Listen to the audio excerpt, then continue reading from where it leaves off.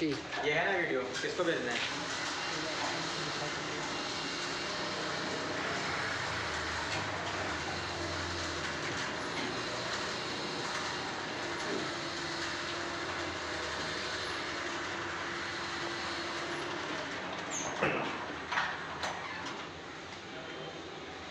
एक बार नीचे करो।